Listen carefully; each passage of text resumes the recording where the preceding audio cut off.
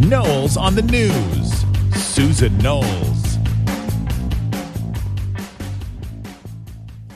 So I don't know if you were like me. I don't know why I did this in some ways, but I watched the memorial service for the Dallas police officers, the 5 that were slain. And I knew that Obama was going to be there, and I almost didn't watch it because of that fact. But I wanted to watch it to kind of, pay my respects, if you will, because I'm not in Dallas. I can't be there, obviously. And I wanted to watch and see what they had to say about the lives of these men who were slain. The ones that ran towards the bullets, the ones that protected people who were there in the Black Lives Matter protest and others who were there, those men. I wanted to hear about them. What I got instead was, in some ways, it was like watching a political rally, Democrats stumping for, whatever cause for themselves, listening to what they had to say, watching people, I don't know about you. I've been to memorial services before. It's usually kind of a somber occasion where the families are there, the families are grieving, and it's a somber occasion. You're not getting up, you're not, clapping and cheering and laughing, but not this memorial service. In fact, had I come to the United States and really not known what was happening, in some respects, I'm not sure I would have known that it was a memorial service, because what I heard was almost everything there was to hear except about the officers. And I don't know, some of the things that really stick out for me is when the chief, David Brown, he got up and I think he's a man that, because I saw it the night before, he's kind of a man that uses lyrics of songs or wording from something else to kind of relate to whatever problem it is that he's talking about, whatever situation. I don't think that he's probably somebody who's given speeches. There was no teleprompter there for him, somebody else writing a speech for him. So he started quoting the lyrics from a Stevie Wonder song to tell the families and I guess the public in general his feelings about the officers and about how he'll always love the families of the slain officers. And I think some people would have found that a little off-putting, but again, I think this is the way this man communicates, and he's such a great person, and it's very obvious how much he cares about the people that work for him and the people in Dallas. But right after the chief spoke, we have a man that gets up that has spoken in front of crowds his whole life, community organizer, the president of the United States, somebody who reads teleprompters, doesn't do as well without teleprompters, but somebody nonetheless who knows exactly what he should say, what the decorum of the situation should be. And yet we have Obama getting up, and the first thing he says after Chief David Brown's speech about Stevie Wonder's songs, Obama gets up and says, "Well, I'm sure glad Michelle met me before she did Stevie because she loves Stevie Wonder songs." And everybody's laughing and clapping and, oh my gosh, it was just party time. Well, I mean, this guy is so funny. It's just too bad that it was at a memorial service where you're supposed to be respectful.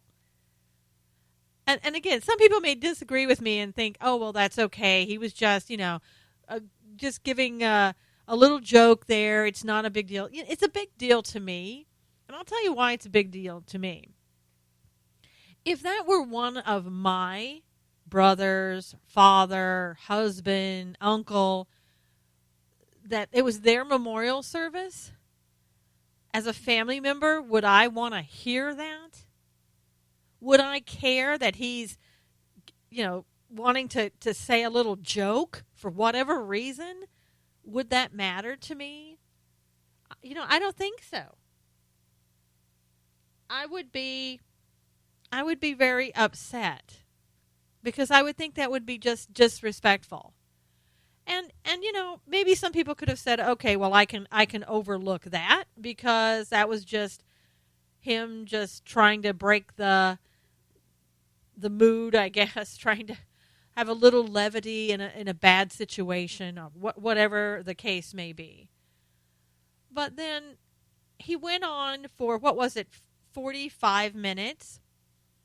And 44 minutes of those 45 minutes, he talked about himself. And not only did he talk about himself, but he did other things. Let's see. He talked about how the police departments across the nation, basically in so many words, that we're back right where we were at before desegregation. There's so much, there's rampant racism, and cops are out to get just black people, that type of thing. He didn't say those exact words, but that's what it was. That's what it amounted to. Here we are at a memorial service, and now we're putting down police officers. And then he basically memorialized the two men that were recently killed, the two black men, Sterling and Castile. And again, we don't know what the outcome, what the evidence is really going to show in these two cases. But he's sitting there talking about how wonderful they were and what people have said about them and how great of people they are. And they may very well have been, but really this wasn't their memorial service. This was the memorial service of 5 slain police officers. And if he wanted to go to the memorial services of those two men and say those things, I think it would be very appropriate to do so. But this wasn't their memorial service. And then he goes a step further and basically gives a shout out, if you will. He didn't say that, but to the Black Lives Matter and condoning in effect who they are and what they stand for. Not saying that he was condoning the acts that they've done, but if you condone an organization that is responsible for perhaps, I don't know, creating the atmosphere, I mean, there's got to be something there, some type of responsibility, whether they're guilty of anything, I'm not saying that, but some responsibility for putting on these protests when you know not that somebody's going to be killed in them, but look at what happened on Saturday night, last Saturday. Look at how many police officers were injured because of these protests. I mean, isn't it time perhaps to look and see maybe these protests are something you should not do, or you should hold off on them, or you should tell the people that are coming there what your expectations are, that they're not to throw things at others and hurt people? I don't know. Just saying.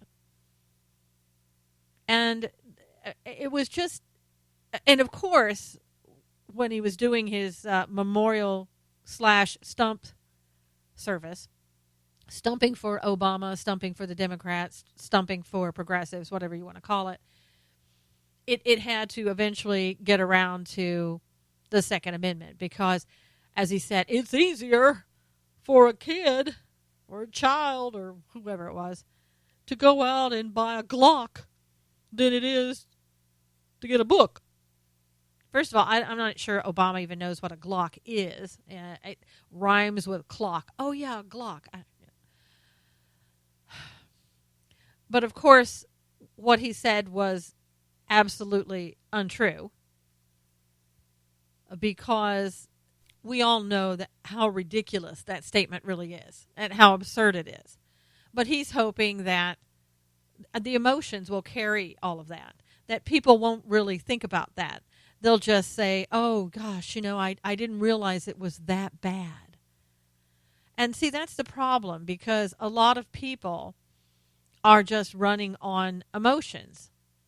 And they have been for quite a long time. They have been for the past 8 years because whatever he and anybody else in the administration and other progressives in the Congress want you to believe, they come out, they're very emotional about it. They make up statements, they make up statistics, or they don't provide statistics and just say statistics out there somewhere in the atmosphere or from some expert somewhere. This is what it is. It's the same statistics that they always come up with of, oh, well, black people are targeted by white cops. When the truth of the matter is that more white people are killed by cops than are black people. But we don't want to say that because it would be politically incorrect to say that now, wouldn't it? We have to go along with the lie that there's a problem within the police force and all cops are bad. That's the lie. And why are we hearing that lie? I can tell you why.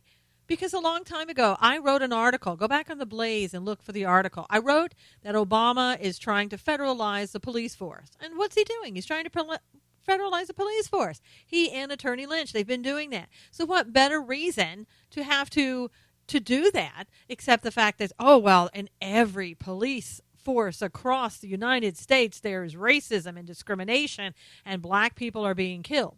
I mean, I've heard some people over the recent days, black activists saying we should just get rid of the police force. We should police ourselves, or police officers who are white shouldn't go into black neighborhoods. It should only be black cops going into black neighborhoods. What happens when the black cops go into black neighborhoods and then they kill somebody because it's either kill or be killed? Then what? Then who are you going to blame then? Everybody's looking for someone to blame. And let's not forget that while race relations weren't perfect in this country, and they haven't been perfect, and guess what? They're never going to be perfect. We were all getting along with each other. Now, maybe some people would say, yeah, well, that's because black people were just staying silent and they were really hurting and they were really angry. Could very well be, But the truth of the matter is we were all getting along with each other. And I can tell you, people on either side, black, white, Asian, Hispanic, there's always going to be something to complain about. There's always going to be something that's upsetting. There's always going to be some type of injustice that you feel is happening. Now, does that in any way take away or minimize slavery or Jim Crow laws? No, it doesn't. That was a horrible, horrible injustice. Absolutely horrible. And everybody knows that. But all of a sudden, we've got to have, I don't know, white people specifically say they're sorry. We want white people to, I don't know what we want white people to do. But all of this came out of the fact, for the most part, that Obama stirred everything up. From the very beginning in 2009, the police acted stupidly when his black scholar friend was trying to get into his house, was hitting against the door trying to get in, and I guess the door was a little bit stuck, and he was trying to get in, and somebody called a complaint in saying looked like two black men who were trying to break in the house. And instead of being cooperative, the scholar was all upset. Why do you want my identification? Why? Because I'm black? No, because there was a report called and saying somebody is wanting to break into your house, and we want to know, is this you, or are you a criminal trying to break into this guy's house? I mean, police were just doing their jobs. But no, Obama without the facts. Police are acting stupidly. And it's no different now. We don't even know what happened. It was Sterling and Castillo. We have no idea. We see a video of a woman who takes, when her fiancé is dying, she's taking video of that, but it's after the fact. We don't know. We didn't see what happened before. It's her word against the cop's word. We don't know what happened in the other. I mean, you sit and you look at some videos and you don't know the facts surrounding everything. And so we're going to make these two people into martyrs. I mean, it's the same thing we did with Michael Brown, when in that case the police officer was absolutely cleared of any wrongdoing. But out of that, hands up, don't shoot, and the Black Lives Matter, all built upon lies, because none of it happened. The police killed Michael Brown in self-defense, and that's what was found with the evidence. But we don't care about evidence anymore. All we care about is we're angry and we're going to do something about it. We're going to take our anger out on anybody and everybody. And the Obama gets up every chance he has, no matter where he's at, and advances that agenda. And again, the agenda is a lot of things, but one is to federalize the police force. The other is to keep us in constant chaos and turned against each other so they can continue to do whatever it is they do, but without us noticing, because we'll be too busy with all the rioting out in the streets, with all the Black Lives Matter protesters keeping traffic from going where they want to go, from Black Lives Matter protesters, or those involved in the protests at least, throwing things at police officers and then complaining because they're pelted with rubber bullets, or we're not allowed to peacefully protest. There's a difference now, people. Let me just tell you, and I'm not talking to my audience. I'm talking to the Black Lives Matter people that might get a hold of this tape. There's a difference between peacefully protesting, especially when you've gotten a permit to peacefully protest and you're not hurting anybody else or blocking the roadways or anything else. That's a peaceful protest. But when you're out in the middle of the street, you're stopping traffic, you're throwing bricks and rocks and fireworks at police officers or anyone else, that's not a peaceful protest. See, I think we need to get a dictionary. We need to look up the word peaceful and figure out what that means, because obviously we have forgotten. And then all of these people who are all of a sudden trying to make this into, this is the civil rights rally.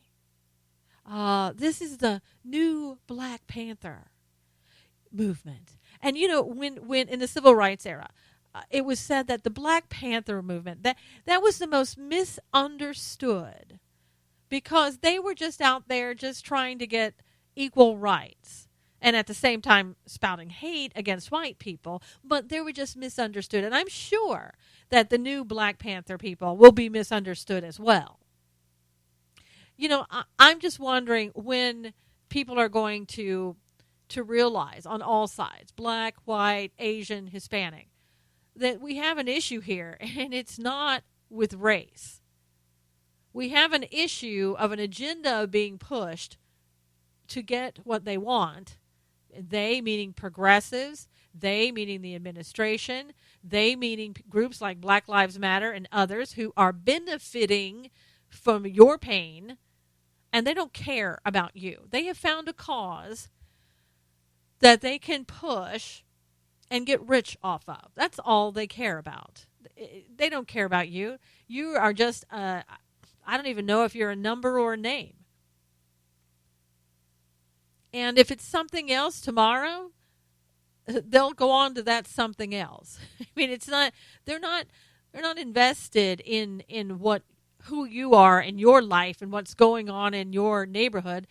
They're invested in what they want to do and the money they want to make and the agenda they want to push. That's it. So people need to stop being fooled and taken for fools by people who just want to prosper off of them. And it's shameful behavior. It really is shameful behavior. Just like the behavior I saw in that memorial service yesterday. And I don't know how many times I saw people stand up and clap and cheer when the pictures of the slain officers were right there. The empty seats were right there, and you're standing up and cheering for the president, even for George W. Bush, for other people who were there. Really, this was a memorial service. And I'll tell you one thing. You may hate George Bush, you may like George Bush, you may be indifferent about him, but at least he sounded presidential yesterday at the memorial service. I mean, he didn't come out there and make it all about him. He didn't come out there with his agenda that he wanted to push and then push it there and then act like, oh gosh, I came out here and I gave a balanced speech. I mean, I did say a couple of maybe some bad things about Black Lives Matter, although I really didn't mention their names or to say exactly what was happening. It was sort of generalize that. I'm talking about Obama now. And at the same time, why can't I now push my agenda of gun control, of saying how bad the police force is across the nation? I mean, who does that? Who goes to somebody's memorial service and does that? Nobody. Nobody Nobody, nobody. And it was all I could do. I had to turn it off. I couldn't stand it. I couldn't stand to watch it. I really couldn't. It was embarrassing. It was embarrassing to the country. I felt bad for the relatives who had to sit there and listen to that. And I know in times like that, the president usually comes, and I don't mean this president because he doesn't usually come to certain things. He picks and chooses. I'm surprised he was there, to be honest with you. But I guess it was just one more way to push his gun control agenda so that he had to show up. But I think in the future, when we have presidents like this who are just oblivious as to this is a period of mourning or whatever the case may be, we should say, please don't come. Please don't come. And the American public should be behind that. They shouldn't be sitting there going, oh, that's the president. You'll insult the president. Well, you know what? Which is better? To have the president insulted or the families of slain officers insulted? Now, maybe they weren't insulted, and maybe I was the only one insulted. I don't know. But I'll tell you what, like I said, if those were my relatives there and I heard what I heard yesterday, I'd be livid today. Absolutely livid. And I'm just so tired of this president. I mean, he wants some legacy of some good somewhere. He's always talking, well, I have to go to these things very often. Well, you know what? Because of the rhetoric that you play over and over on the airwaves and people hear that, maybe that's not helping. Maybe that's not helping. And again, when you have an agenda, it doesn't really matter, does it? If you're getting what you want, well, you'll just go to another one of these. I mean, it's so ridiculous. And I don't see him. He doesn't get it, or he either gets it and he doesn't care. I don't know. But I'll tell you, this debate on race relations and what we're doing now. I mean, I've heard people, I think I was watching the Glenn Beck show, and he had some people on, and there were, it was one white woman, I think, and the rest were black people that he had from, I think, some people that were in the protest, but not really a part of Black Lives Matter, that kind of thing. And the white woman, all she could do was sit there and tell other white people how they needed to repent. Now, I'm not sure what we need to repent from unless we've done something wrong. And as an individual, I've done nothing wrong. And as a culture or a race, I don't dare ever stand up and apologize for my race or say anything else about my race as well, these are the facts. I mean, I don't know about everybody in my race, so I can't speak for everyone in my race and what they do or if they're good, bad, or indifferent. I can't. Neither can you. Neither can anybody about anybody's race. But this woman took it upon herself to say that we needed to repent. That's before we can have a conversation, we need to repent. No, sweetheart, sorry, that's not correct. You can feel bad, and I do. I have empathy for what the ancestors went through during slavery and Jim Crow. And I have empathy for those that in the Civil Rights era, even after we had the Civil Rights Act, they suffered discrimination. It's just a fact. And I feel bad for that. I didn't do it to them directly. I feel bad for them. And I'm sorry that it happened to them. But I'm not apologizing for the people who did it because I didn't do it. Those people can apologize for themselves if they're still living. And if they're not, then it's too late to get an apology from them.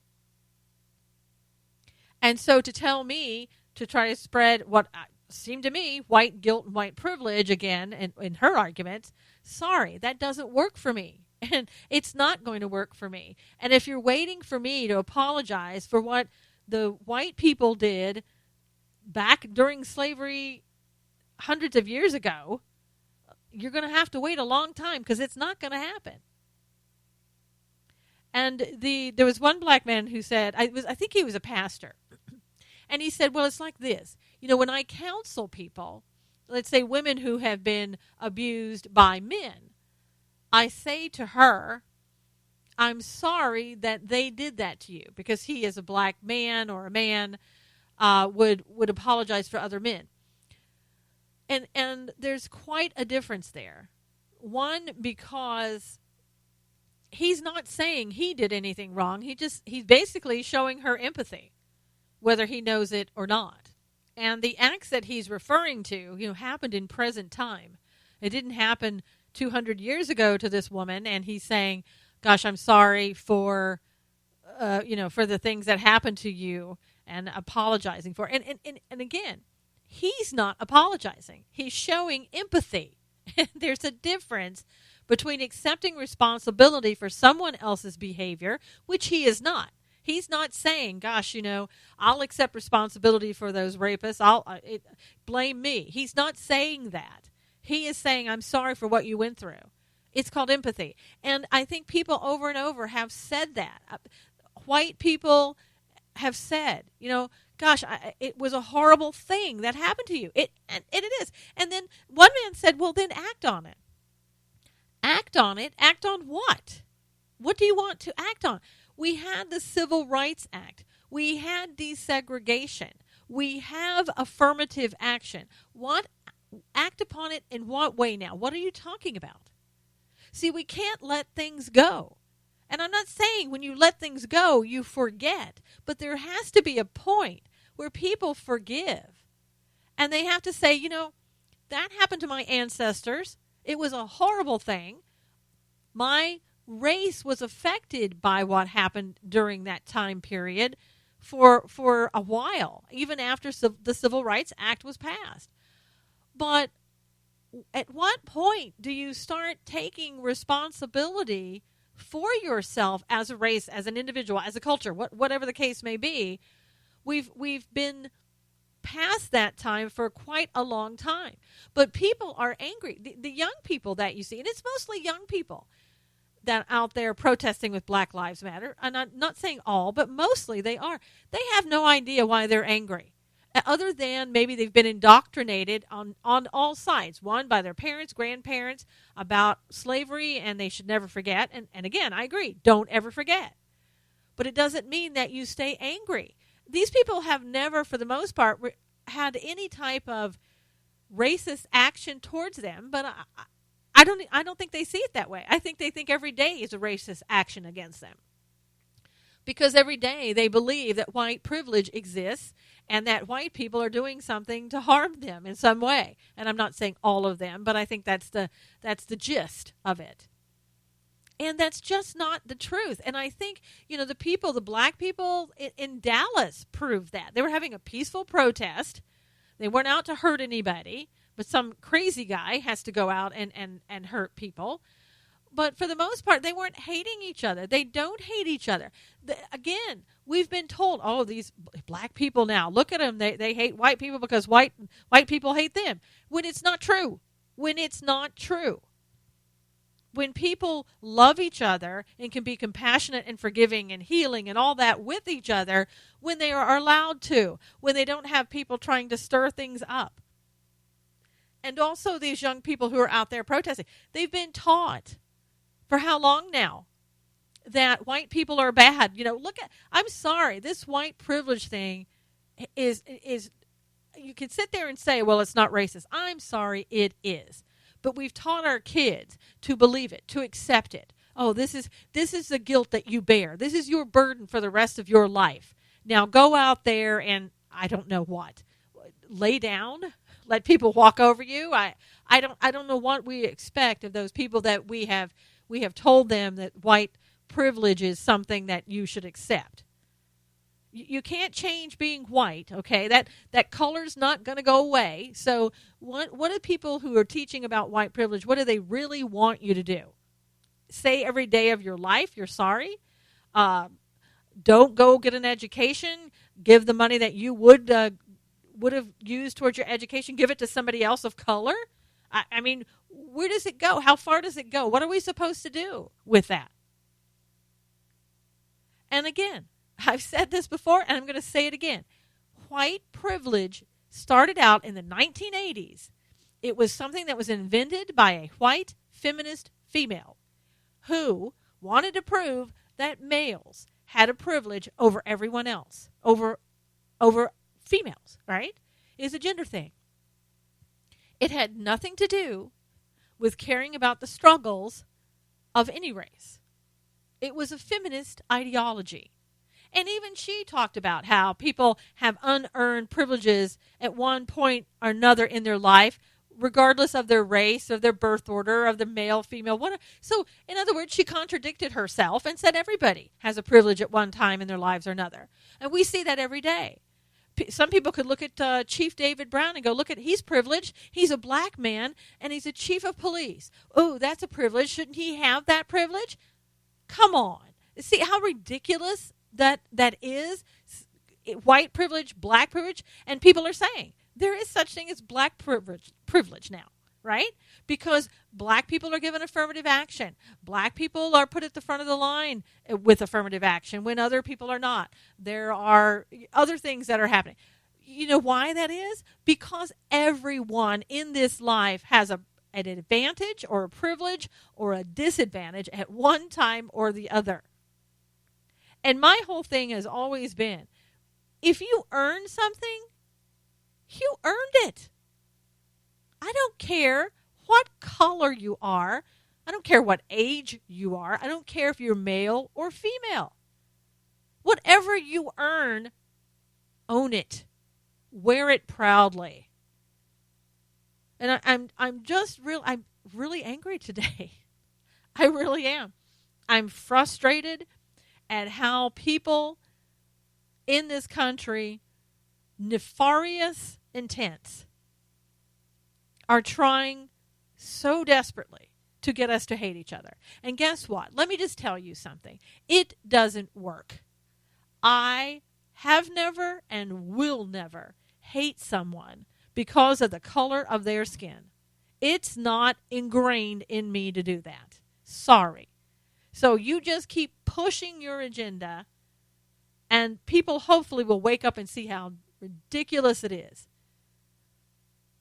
All of us have friends who are white, black, Asian, Hispanic, and any other culture. My neighborhood in California is one of the most diverse neighborhoods I've seen. And yet, surprisingly, we don't hate each other. And surprisingly, we treat each other like human beings. We talk to each other. We exchange food with one another. We help each other. And it doesn't matter to us that, oh my gosh, they're not the same as me. They don't have the same skin color, therefore I can't like them. Come on. People, please.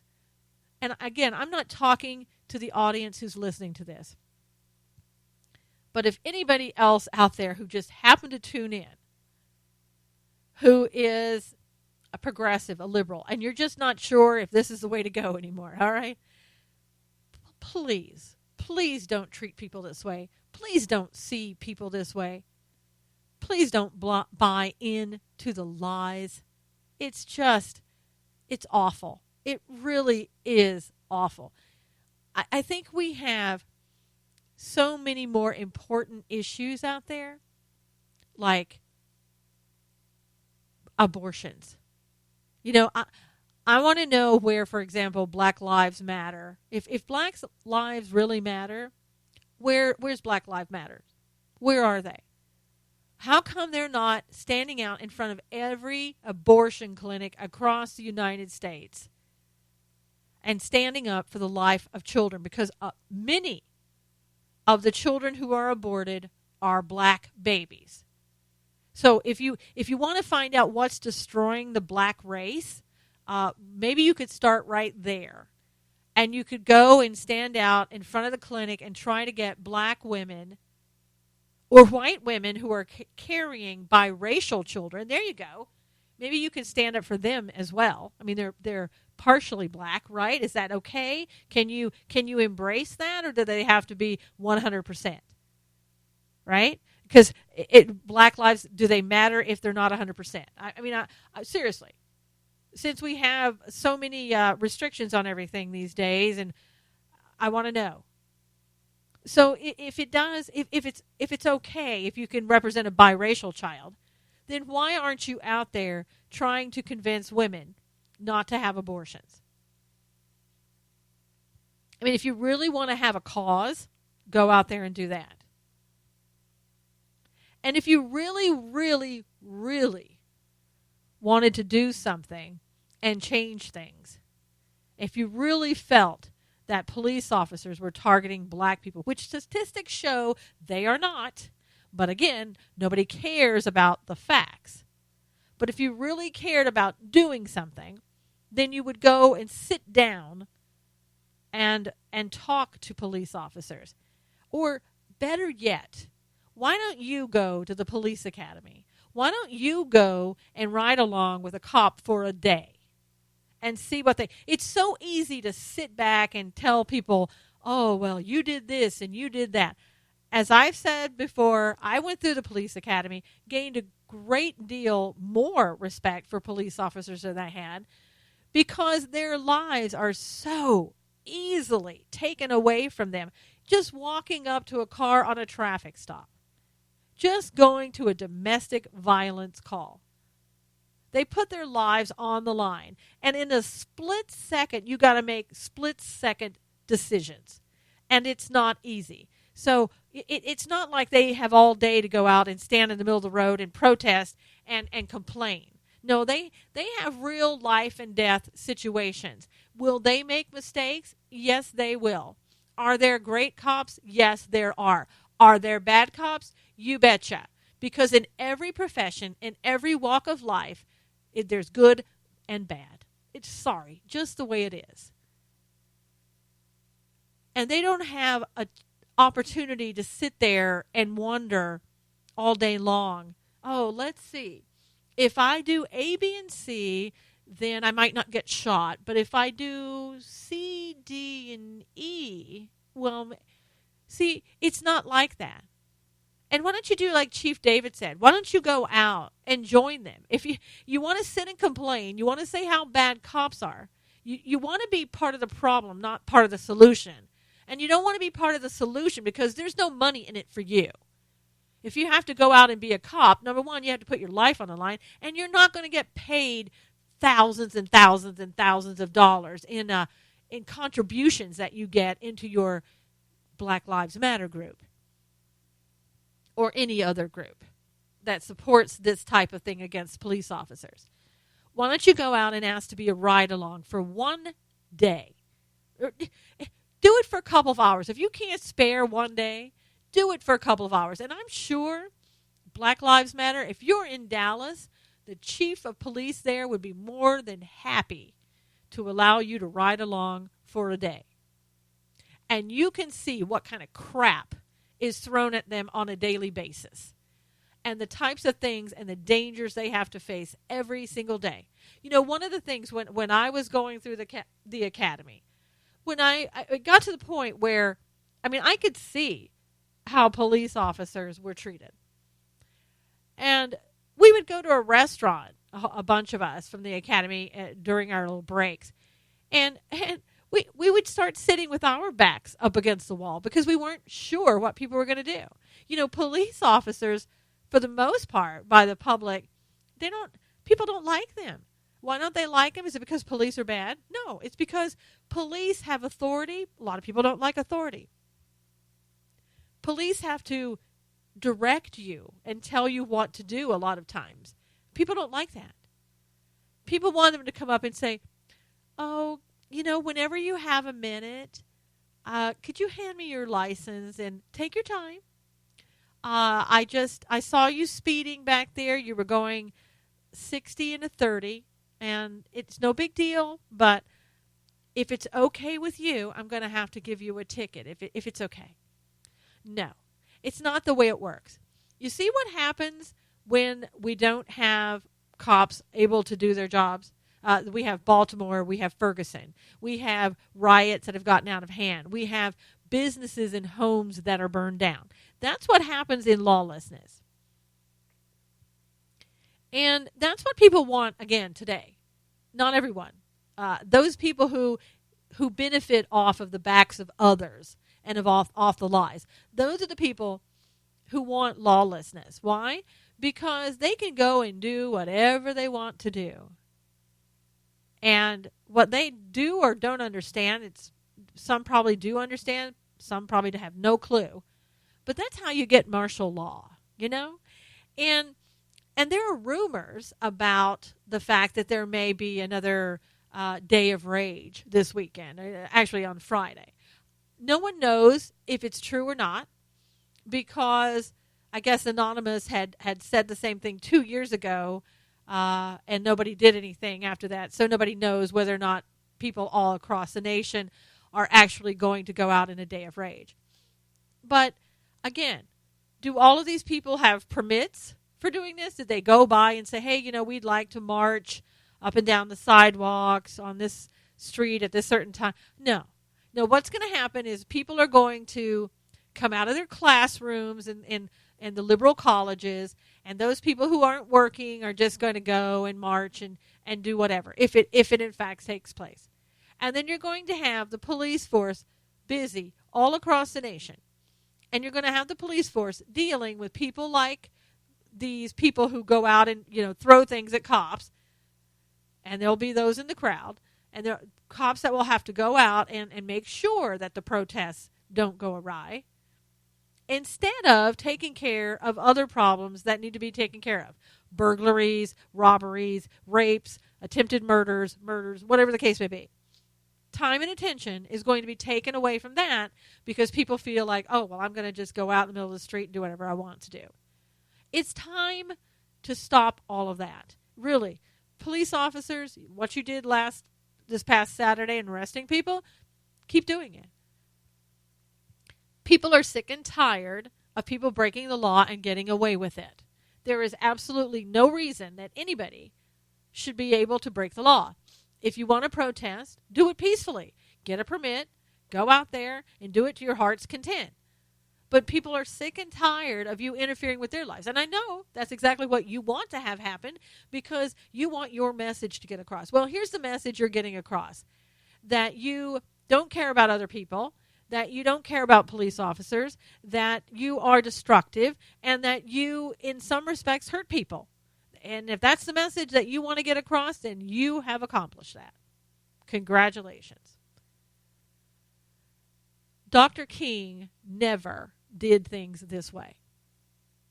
And I guess there are a number of people, both Black Lives Matter or in other groups, maybe they just don't respect Dr. King. Maybe he wasn't violent enough. It's ridiculous. He accomplished more in the time that he was here than anybody since then, as far as helping black community. He was bringing people together, and he was making a difference.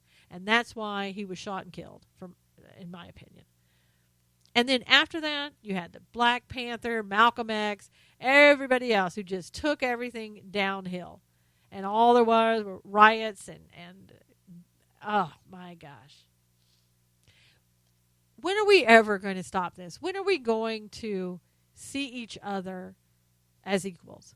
When are we going to ever say, for whatever it is, whatever anger you're harboring, for whatever reason, from past experiences, from your ancestors' past experiences, and I'm talking to people of all colors, including white people, because white is a color, just to let you know.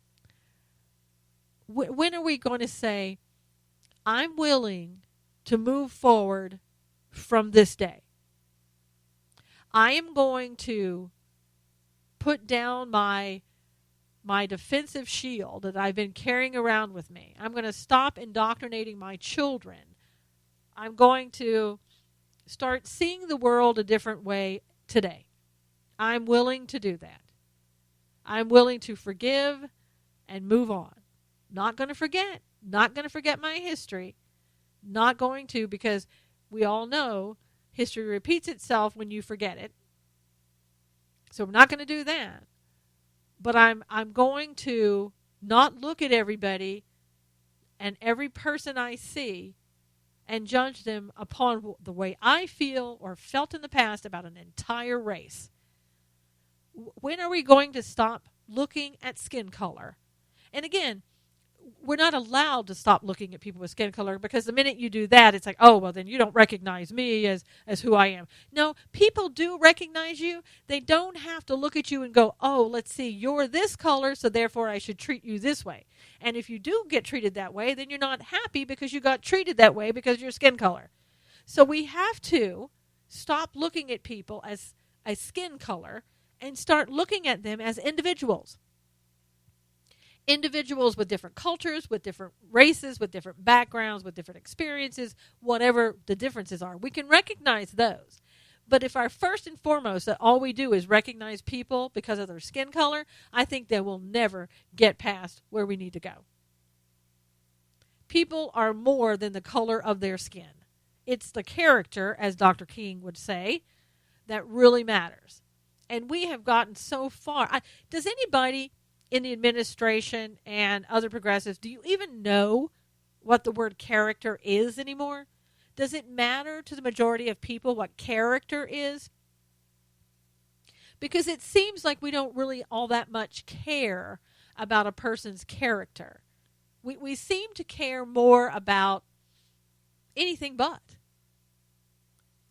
Our parents taught us, used to anyway, our parents taught us about the importance of character and how you treat people and how people see you and who you represent yourself to be. I've seen some of the best character in people since these past shootings. And even though when they had the shootings in Charleston by the white guy that went in and shot up the church and killed 9 people, their character was amazing. And the people in Dallas and the police officers in Dallas. I'm following a police officer from a Dallas police officer on Facebook. He comes out with Facebook Live every day. And I love Facebook Live because it really does help you communicate and connect with people that you would never have an opportunity to do so. And this is a young man, oh my gosh, you can tell he loves his mother. He's a Christian. You can tell by his heart and how he treats people. I think his mother may even be a pastor. I'm not sure, but I think she might be. And he has just this loving spirit about him. And he's not angry. He's in mourning. But he doesn't sit and now blame everybody that he meets on the streets for killing the police officers. And he doesn't expect all black people now, he's black himself, but he doesn't expect all black people now to apologize for what Micah Johnson did. Micah Johnson was black, and I guess, again, if you're going with that white privilege type, white guilt type argument, you could say, well, then shouldn't every black person apologize for what Micah Johnson did? And that's just as ludicrous as saying all white people need to apologize for what happened in slavery and Jim Crow. See, we need to get back to logic. And some of these people who are on Facebook Live, they're helping us do that because they're letting us see how good and decent people act. And how good and decent people who have been taught well by their parents act. This is who we need to return to. But we're always told one way or the other, whether subtly or openly, the ways of the past. Oh, we got to get beyond that. We got a new way now. The ways of the past were all bad. No, we had some really great things in the past that we have been told don't matter, like the family, like manners, like compassion or how you treat people. One way or the other, we've been told that we should no longer do that, that the family isn't important. Well, I beg to differ, because I think a lot of what we're seeing right now, and the reason that we're in the position that we're in this country, is because we've broken down and broken up the family. And when I say we, progressives, thank you, progressives, because they have continued to try to do that for several hundred years. And whoever is the president, if it's Hillary, just buckle up. because you will see more of the family dissolving, because that is their intent. And you talk about a progressive, that's Hillary. And you progressives out there ought to look and see what's really happened. You were played with the Bernie Sanders supporters. You guys were played right up until yesterday when Bernie gave his support to Hillary. If you didn't see that coming, if you didn't see that your guy sold out, well, now maybe you can see it. So Hillary was so bad before, but now she's okay. Why is that? If her ideologies were so against what Bernie wanted, then how come Bernie came out and supported her? And you may say, well, that's because he got behind the Democratic Party. No, that's because he didn't have principles to begin with, and he sold out on them. And if Ted Cruz comes out and supports Donald Trump, then people are going to say, well, that's the right thing to do because, Republicans should stick together. And what I'm going to say is, no, he sold out on his principles. Because while I think the Congress needs to support Donald Trump because he is the nominee, I don't think that anybody that was running for Donald Trump needs to come out and support him. Especially if they come out and say, I'm supporting him because now I believe in everything he stands for. Because that, to me, I don't care who you are, Democrat or Republican, that is a lie. Because you didn't support them before. And unless you've totally changed, then you don't support them now. And that has nothing to do with a like or dislike of Trump. It has nothing to do with that. It has to do with people telling the truth and telling the American public the truth. I am tired of being lied to from whomever, Congress, the president, the administration, the AG, whoever. But I'm tired of being lied to. And I believe the American public has just been lied to far too long, and we're continuing to hear the lies. And not only that, but there are things that, because we're so caught up in this racial issue that's going on, supposedly, we're not hearing about anything else. We're not hearing about what's happening in Israel. We're not hearing the fact that Iran says, hey, we've got missiles and everything else pointed at Israel because we want to destroy them. We're not thinking about, well, how did they get that? How did they get enough money for all of that? Well, because the United States allowed them to have their assets unfrozen. I mean, that helps, doesn't it? So we're not hearing any of that. And what we're not also hearing is there's no racial issue. This is about justice. And we can't even have that conversation, because at every turn we hear from Obama, how there are more blacks and Hispanics in jail than there are whites. Well, you know what? You need to look and see why that is. Criminals, no matter what color they are, no matter what color skin, they need to have a consequence, right? They need to be punished. And some would say, no, we don't punish people. But, okay. I'm not on that side. I think if you commit murder, rape, some of those heinous crimes, you need to be punished. I don't care what color you are. And if those people are committing crimes, and if they've had trials and they've been convicted, then they need to be there, Mr. President. And if you don't want them there, if you think there's some breakdown in society that causes them to be there, let's ask a question then. How come Black Lives Matter? How come the federal government and anybody else who says there's a social injustice, why don't you spend your time helping to educate people? If you feel that I feel that education is a big problem. I feel that people, and you can't force education on somebody. If they don't want to learn, they're not going to learn. Sorry, they're not going to. We need to educate people. And I know sometimes the home environment causes you not to, want to be educated as much. But those are the root problems right there that need to be looked at. It's not people ending up in jail because they're a certain color. It begins at home. It begins very early on.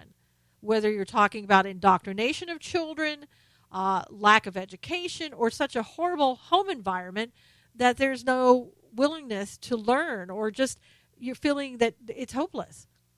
And I've worked with children like that. It's a real problem. It does exist.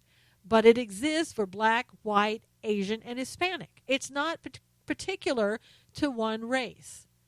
And you may say, well, but there are more rich white people than there are rich black people. And, you can keep dissecting things all you want, but you're still not dealing with the problems that you have right there in front of you. You can't continue just to make things up. You really need to look at what's there. I mean, it's just amazing. So instead of us all spending our time swirling around as in a toilet bowl, practically, to me, it's what it feels like. That somebody just, took the handle, flushed it, and we're all just swirling around in that toilet bowl because we're being told all kinds of lies, and we're just sinking as fast as we can down that final trip down there to the sewer, because we have forgotten. We've forgotten what we know to be true. And that is, the majority of people don't hate each other. The majority of people, they just want to be left alone to live their lives. They don't want to have to put up with people protesting in the street, burning down their homes, destroying their businesses, causing problems. They just want to live their lives. And you'll hear people say, but racism does exist. Racism, people don't even know the definition of racism. It's when you feel, let me just tell you, when a person who's a different skin color or different ethnicity than you believes that their race is superior, that's racism. Okay? I don't care. And I'm tired of the argument, well, I'm not a racist, I'm black. Oh, sorry. Sorry. That doesn't hold water in 2016. Get over it. Get over thinking that you're not a racist. You can be a racist just like anybody else, white, Asian, Hispanic. We're all in this together. We all have the same faults. We're all human beings. So let's stop giving different rules for other people that they're not willing to accept yourself. Those days need to stop. If you really want to solve things, then people need to start treating each other the way they want to be treated, at seeing each other the way they want to be seen, and looking at reality rather than making stuff up because you have an agenda to push. We need to get smart. We need to say, you know what? I tell you what I'm going to do. I'm going to go out. I'm going to show you what a peaceful rally looks like. Because I'm going to bring people together that are going to walk and pray. How about that? Why don't we have something like that? Why don't we have, instead of a National Day of Rage, why don't we have a National Day of Prayer? Because I think sometimes that it takes the hate. Hate brings out the worst in people. Why don't we start bringing out love, which is stronger than hate, and have rallies like that? And maybe this world would turn around if we get back with our focus in the right place. Prayer is strong. Love is strong. And love is stronger than any hate out there. And if you really want to change the world, then you're going to have to come together in prayer and healing. And there's a revival taking place. I saw this video in North Carolina where they were intending to have a short little, in the tent type prayer meetings, or having church out there in the tent. They came together. We're going to have just a short period of time, and the two pastors kind of looked at each other and said, I think God's calling us to continue. And this has been going on for like 8 weeks now. And every night they have like 3,000 people show up. People are hurting. And not for what the Obama administration or anybody else in these activist groups would have us believe. People are hurting as human beings in the human condition. We all have similarities, and we're more similar than we are allowed to believe by the media or anybody else pushing their scheme to get what they want. We have to remember that. And I'm telling you, if I could organize something, if anybody wants to help me organize a national day of prayer, I'm all in and I'm all ears. And perhaps I'm just going to keep working on that and praying to God and seeing what He has in that direction for me to do. Because I think therein lies the issues, all you need to know. And therein lies the solution to all the issues right there. All of us coming together in prayer, having a revival, turning back to God. Those are the real answers. Don't be led astray by people who don't care about you, but try to make you believe that they do. Thank you for joining me today. Until next time, this is Susan Knowles with Knowles on the News.